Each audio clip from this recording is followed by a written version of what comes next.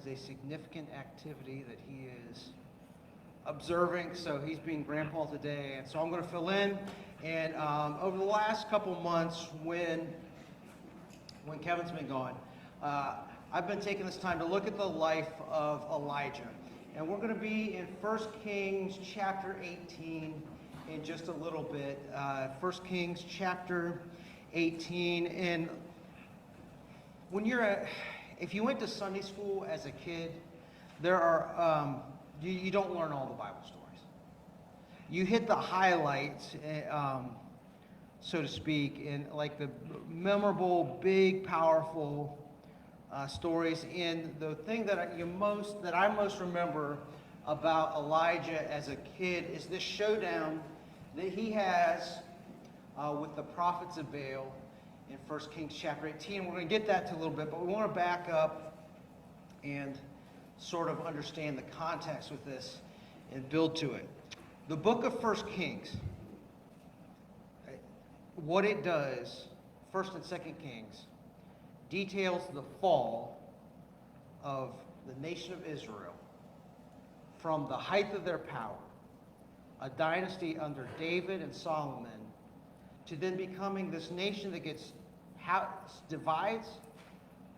The northern half gets destroyed by the Syrians, and then the southern half of Judah gets taken into captivity by the Babylonians. And how do you go from point A to point B? What happens, especially considering that these people are God's people? How did this happen to them? Well, the simple answer is because they were disobedient, and they were disobedient in a particular way. They worshipped other gods. They engaged in idolatry, which is the first 2 commandments of the 10 commandments told them not to do this. They did it anyway. When they did this, God decided to withdraw his blessing, his protection, his provision from them, and they suffered the consequences of their own choices. The worst king, according to 1 Kings, the worst king of all these kings was Ahab. And in part because he married a woman named Jezebel who did not share his faith. He adopted Baal worship. Baal was a fertility god, and he sort of had a female counterpart, Asherah, and they built temples to Baal and Asherah, and they even engaged in human sacrifice. So the idea behind fertility worship is if you worship in such a way that pleases the gods, they will bless you. And so Baal would give you, the idea was he would give you rain, he'd make your livestock productive, allow them to reproduce, and he'd even make your own family reproduce. You'd have children if you worship Baal. And so that was the idea, and it reached the point to where they were willing to offer their own children as sacrifices to Baal, which is disturbing to think about it. I would say that idolatry is the main issue in the Old Testament, like the root of the problem in the Old Testament. And it's sometimes easy to disengage when we talk about the topic, because we might say to ourselves, you know what? What they were doing was they were taking an image made of stone or wood, and they were going into a place of worshiping it, and they were bowing down before it. They were praying to it. They were bringing gifts and sacrifices to it. And there is not a place that I know of in Greene County where you can go in and worship an idol or a statue made of something. Do you know of a place? Like, there's lots of different churches who, we often have minor or large differentiations about how we worship and what we believe about the Bible, but we would all say basically that we're worshiping the same God, right? A God who is one, who is unseen. So we may look at this idolatry thing and say, well, I don't understand how this applies to me. And I think when it comes to idolatry today, we have to realize that idol is sort of the middleman. Meaning, Baal was an avenue to prosperity to them. And instead of worshiping Baal, we may go directly to prosperity or whatever it is. And people people worship.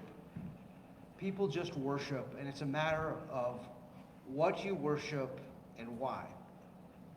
Because as we look at this, as we get to this showdown between the prophets of Baal, which there were over 400 of them, and the one prophet of God, the question becomes like, what is the result? Who is more powerful, and what's the result of worshiping each thing?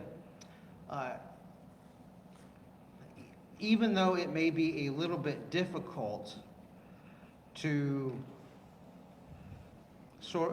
think of idolatry, because there's no idol, to think of idolatry as something that's a modern problem. There's quite a few people that have talked about it. And what it is really, in many ways, is an issue of where is my heart at, and how is that heart relating to God? Is God the most important person in my life by far? I didn't watch the Kentucky Derby yesterday. I usually watch the Kentucky Derby. Did anyone watch it? Kentucky? Was it close?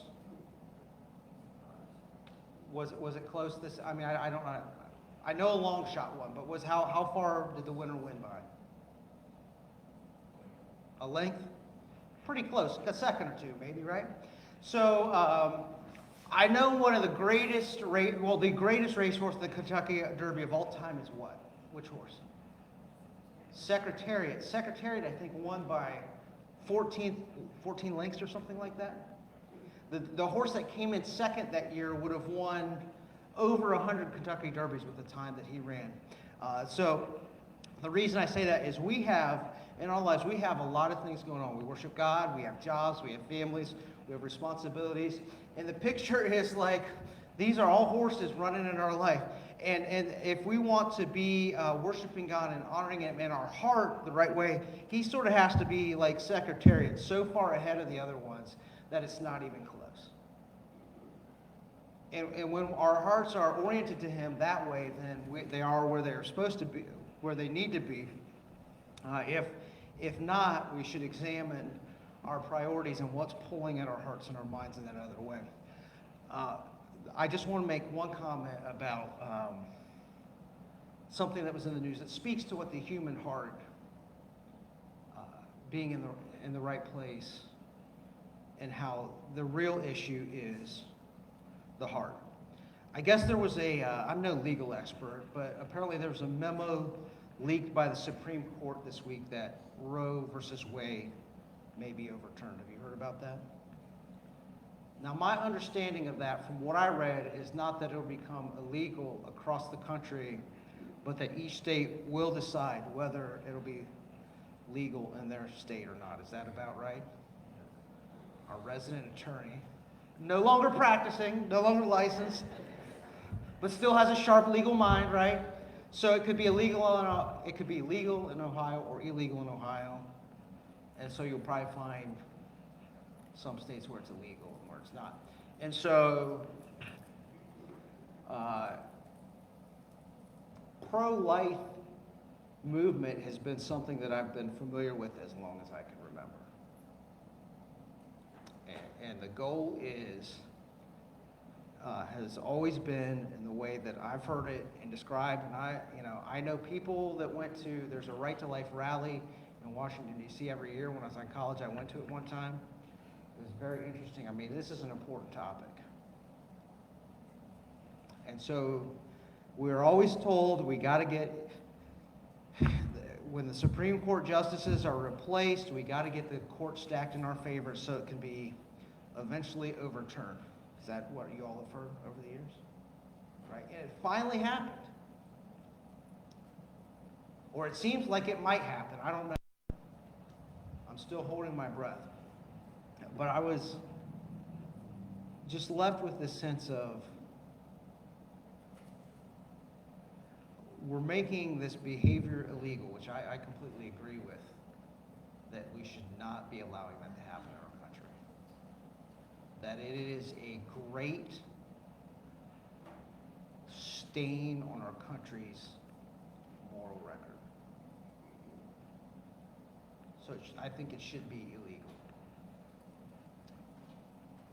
But the other part of it is like, whether it's illegal or not, to me, the real problem is the heart. There's people that want to do it. And that's not going to change, I don't think. And so, when we look at our lives and whether we worship God or not, it's easy to kind of mess around on the outsides and to rearrange sort of the specifics and the parameters that we can operate by. But the real issue is God wants our heart. And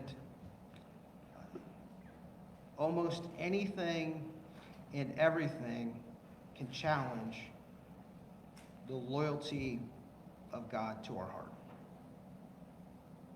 I was reading an example of that. I would say that one of the most influential people in modern American life is Steve Jobs. You guys have heard of Steve Jobs? Yeah, I know Lonnie has for sure. Steve Jobs invented, it was the founder of what company? Apple. And I would say that this invention right here is one of the most important inventions in the 21st century. Think about how much your life has changed in the last 20 years because you have one of these.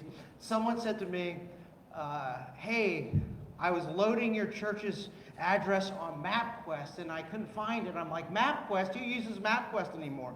I not only don't use MapQuest, I don't have a GPS in my car. If I need to go somewhere, I don't even bother looking at directions. I just type it into my phone. It's a huge thing. And it is in no small part to Steve Jobs. And he was an eccentric guy. He was a control freak. He demanded perfection in his own life and almost every sort of part of his life. One place, there's a biography written about him where it talked about that he was obsessed with something, almost to the level where he worshipped it.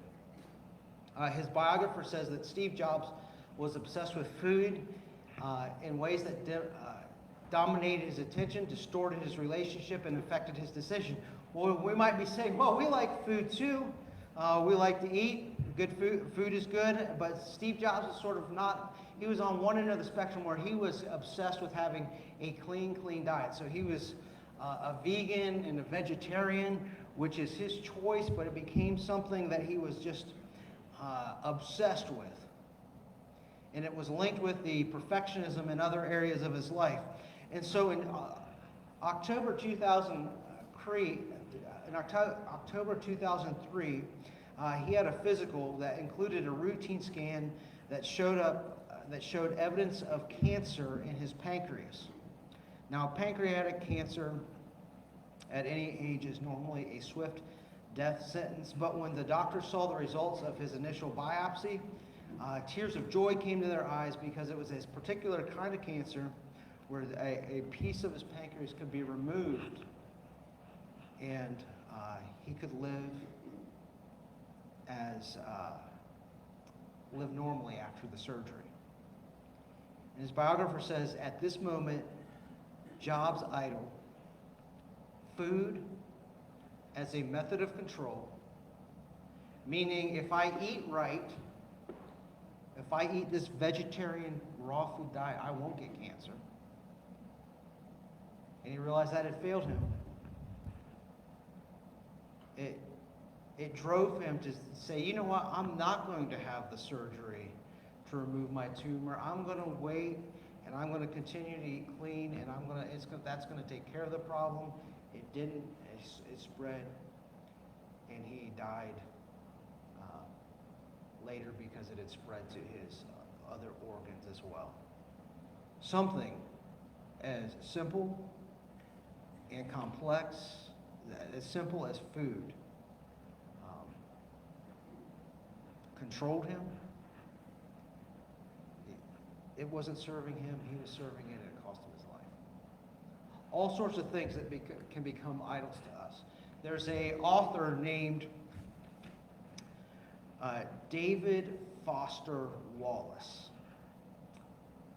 And he, in 2005, he gave a famous commencement speech at Kenyon College called This Is Water. And what I find interesting about him is that he understands worship in a very deep and profound level. He understands the things that people worship and what that worship ends up bringing to them. But I don't know that he's a religious person, or not in that he's definitely not a Christian. But listen to what he says about the different things that people worship. He says to these college graduates, in the day-to-day trenches of adult life, there's actually no such thing as atheism. There's no such thing as not worshiping. Everybody worships. The only choice we get is what to worship. And the compelling reason for choosing some sort of God or spiritual type worship, and he lists the different things, is that pretty much anything else you worship will eat you alive. He says if you worship money and things, if they are where you tap real meaning in life, then you will never have enough, never feel you have enough. It's the truth. Worship your body and beauty and sexual allure, and you will always feel ugly. And when time and age start showing, you will die a million deaths before they finally grieve you. On one level, we all know this stuff already. It's been codified as myths, proverbs, cliches, epigrams, parables, the skeleton of every great story. The whole trick is keeping the truth up front in daily consciousness. Worship power, and you'll end up feeling weak and afraid, and you'll need even more power over others to numb your own fear. Worship your intellect, being seen as smart, and you'll end up feeling stupid, a fraud, and on the verge of being found out. But the insidious thing about these forms of worship is not that they're evil or sinful. I just disagree with them there. But that they're unconscious. They are default settings. They're the kind of worship you just gradually slip into, day after day, getting more and more selective about how you measure value without ever being fully aware of what you're doing.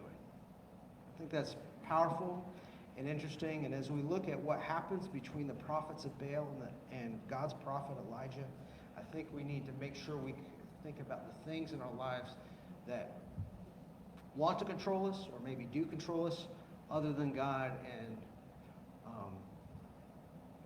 not detach ourselves from what happened just because the mechanics of going and worshiping in a temple of a foreign god is different. I want to, before we jump into 1 Kings 18, I want to read two quick things from 1 Corinthians that talk about how to think about these idols that people were worshiping back then. And within the same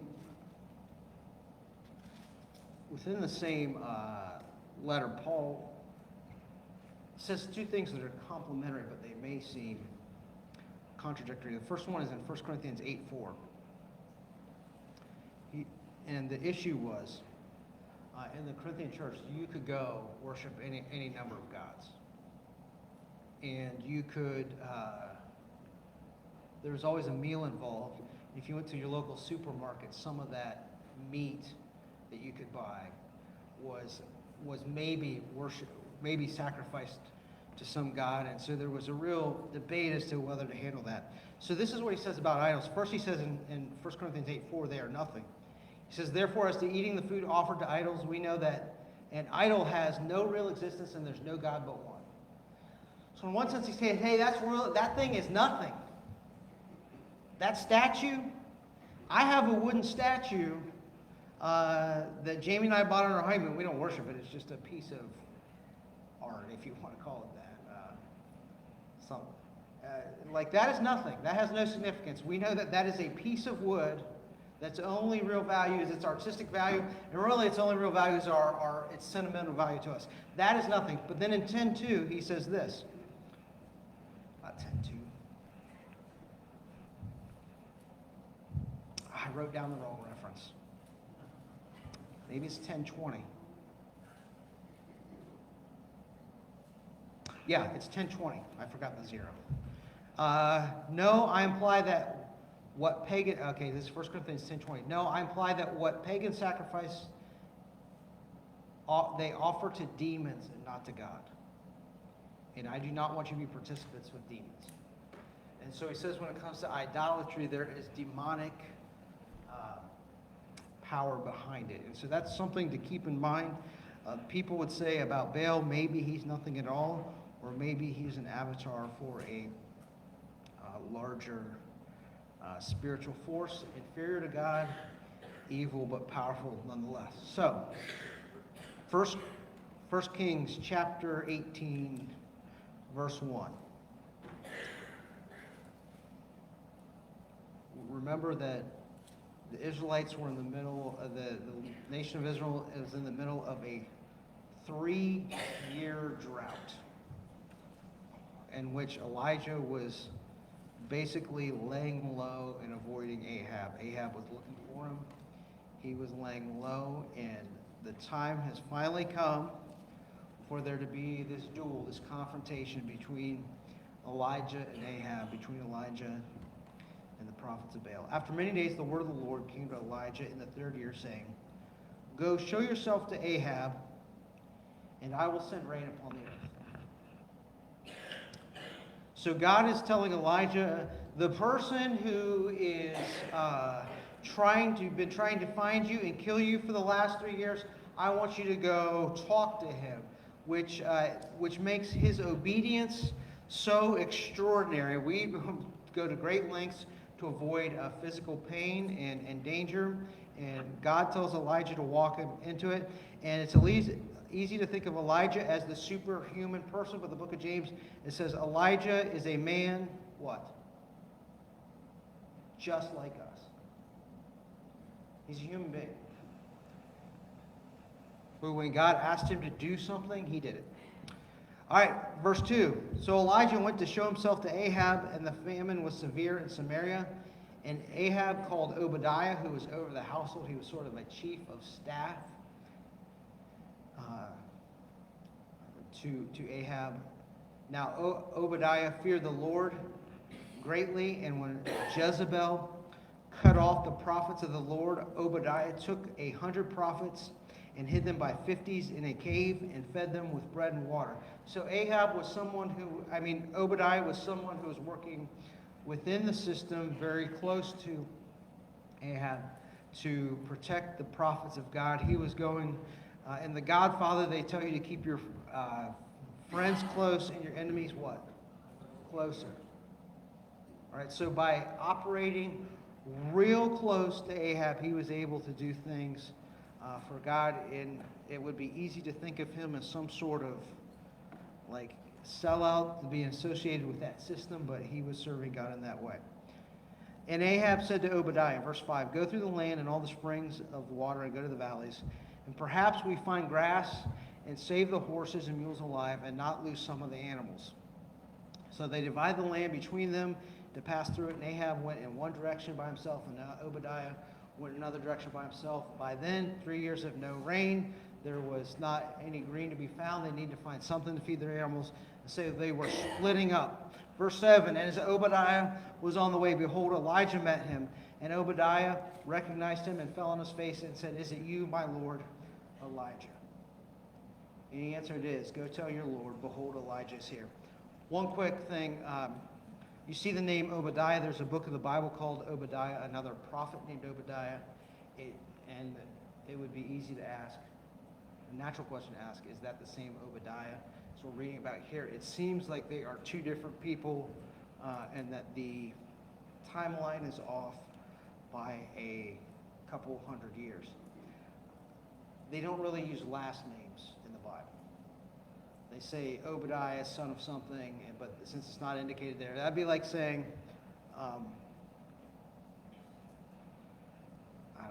Bill. If you know a Bill and I know Bill, they could be two different Bills, right? There's another Brent Smith in Greene County. We use the same dry cleaner. We've both bought parts at the same Honda dealership. He has an account at the running store. I have an account at the running store. There's like 4 different places we cross paths, all right? And at some point I want to run into him. Like, you're the other Brent Smith. So what I'm saying is the Obadiah could be different. It probably is different than the Obadiah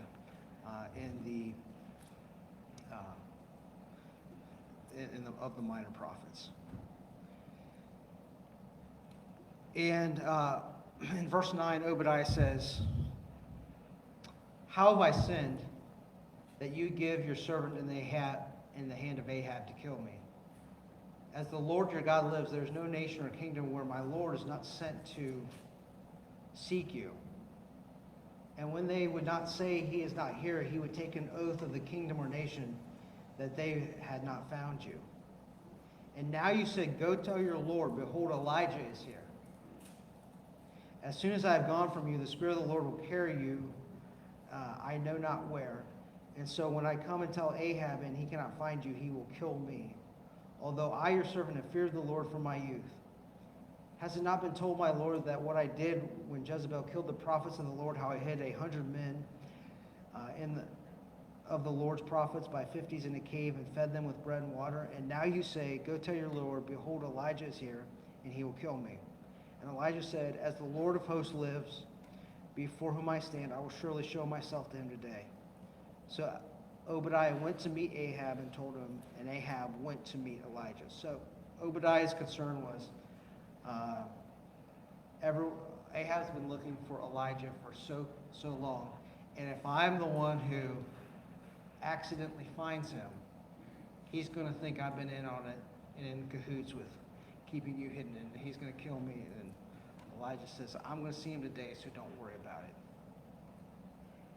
Verse 17. Ahab says this to Elijah. Is that you, troubler of Israel? Which,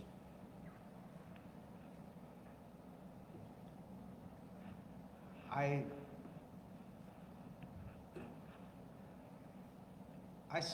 struggle to understand some of the people in the Bible sometimes. I struggle to understand the high priests who put Jesus to death and then cover up his resurrection when they know. I'm like, how do you just say, well, this person that some people say is the Messiah is risen from the dead, and your decision is to pay someone to cover it up? That seems like, I don't understand the logic of that at all. And so I don't understand Ahab, because he's sitting there, and Elijah tells him, because you worship Baal, in addition to God, or maybe besides God, it's not going to land, it's not going to rain on the land for 3 years. Now, we've had so much rain here that, like, the basement of the annex was flooded, and we were like, how, we can't even mow our lawn, it's so wet. But can you imagine if it doesn't rain for 3 years, what things would look like, how bad it would be? And Elijah says to Ahab, it's because of your Baal worship that it's not going to rain on the land for 3 years, and there's going to be this devastating famine in your land that's going to leave you desperate. And when he sees Elijah, he says, Elijah, you're the problem. When all along, who was the real problem for the people of Israel? Not Elijah. Who was it? Ahab. And I've quoted my dad a lot about this, because it's like people get so entrenched in one position that, like, logic and reason doesn't take over. Now, my dad used to say this. We used to argue. I don't know if we call it argue. Spirited debate in our household. All right? There were arguments, and if I was arguing something with my dad, he did not want to concede that I had the superior argument and I was right. All right? He did not enjoy doing that. I come from a long line of stubborn people. All right? So to say to someone, I am wrong, you were right, is a very hard thing to do. And you know what? That's true for a lot of human nature. It's just, it comes in many forms and fashions. And so my dad, his way of conceding that we're right in an argument is, don't confuse me with facts, my mind's made up. All right? I'm going to hold this position despite what the facts say. And that was the only real concession that we get, that we were right. But the thing about it is, we know he didn't mean it. But there are times when you see arguments of, or discussions or sides of a issue where it seems like some people take the position, well, don't confuse me with facts, my mind's made up. That's my story, and I'm sticking to it. And so Ahab, in spite of all the evidence, says, Elijah, you're the problem with what's going on in Israel. I'm not the problem. Which, it makes you think, if Elijah is a man just like us, and the good things that he exhibits can be true of us, that we can honor God and God can do great things for our lives, we should acknowledge that the opposite is true, that we can be in profound amounts of denial about different things. And there's times when maybe we're the issue, we're the problem. We'll say, no, you know what? I'm not the issue, I'm not the problem. So this is what, and so he says that, it just sort of blows me away. He says, and Elijah answered, I have not troubled Israel, but you have in your father's house, because you have abandoned the commandments of the Lord and followed the Baals. Now, therefore, send and gather all Israel to me at Mount Carmel, and the 450 prophets of Baal, and the 400 prophets of Asherah, who eat at Jezebel's table. And so they send them out, and Elijah is one prophet against 450. And he says, what we're going to do is we're going to do a little test. We're going to have 2 bulls, and we're going to cut them up, and whoever can send fire down from the sky and burn up the sacrifice that we offer to that particular God. Verse 24, and if you call upon the name of your God, and I'll call upon the name of the Lord, and the God who answers by fire, he is God. And all the people answered, it is well spoken. And so Elijah tells the prophets of Baal, well, you can go first. And they cut it up. And they start in the morning until noon. This is in verse 26. And says, O Baal, answer us. And there was no voice and no one answered. It says they limped around the altar that they had made. And at noon Elijah mocked them, saying, cry aloud, for he is a god. Either he is musing, or he is relieving himself, or he's on a journey, or perhaps he is asleep and must be awakened. And they cried aloud and cut themselves after their custom with swords and lances until blood gushed out upon them. As the midday passed, they raved on until the time of the offering of oblation, but there was no voice, no one answered, no one paid attention.